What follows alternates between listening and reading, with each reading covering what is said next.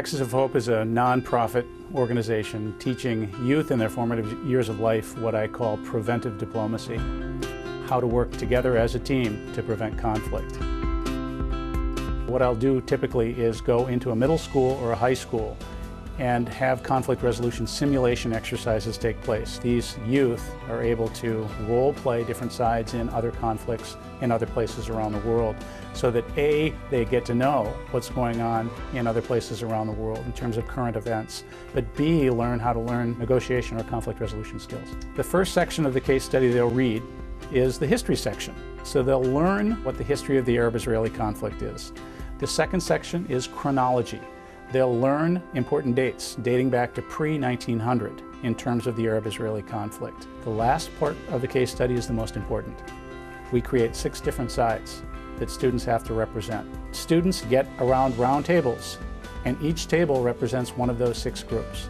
And we have them go through multiple rounds of negotiations. They try and work on an overall plan for the future of Jerusalem that they put into a 250-word document to be signed by every student participant.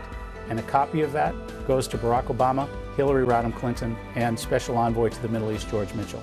I felt like the kids really got more involved than I really imagined they would. They were up screaming, yelling, like, I mean, in a productive classroom setting kind of way, but they were just so passionate about it. You see the Thomas Edison light bulbs go off over the heads of youth immediately. You never focus on their particular conflict. You get them to focus on another one, and then turn the wheel just 6 degrees to learn how they can apply those skills to their own. Conflict resolution and prevention, I'm sure everyone has faced it in their own lives. There's a need for a change, a need for discourse, and a need for discussion, and you know, tomorrow's leaders are in high school right now. It's hard to open any newspaper or turn on the TV without getting some examples of either interpersonal or intercultural or geopolitical conflict. We have a variety of programs here at Boston University that focus on those issues, and Axis of Hope is a great way to take that work into the schools. Professor Hobart came to my battalion, about 160 midshipmen, and it really hit home to a lot of the midshipmen, especially myself. I can foresee being a leader and hopefully a conflict mediator in so many other situations. I now have some skills to where I can make a difference and know that I'm making a difference. We reach out and others reach out to us. We work with Harlem Renaissance High School right now for free because they need our help the most. They're trying to teach what they call global citizenship.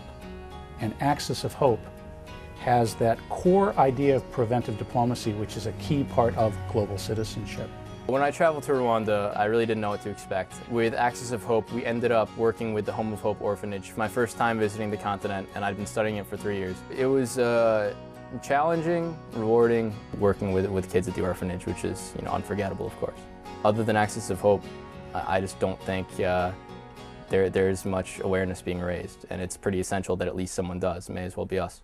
My hopes for the future, this program be brought to all high schools and middle schools so that we can reach out to create a public school system which is focused on 21st century global citizenship ideals.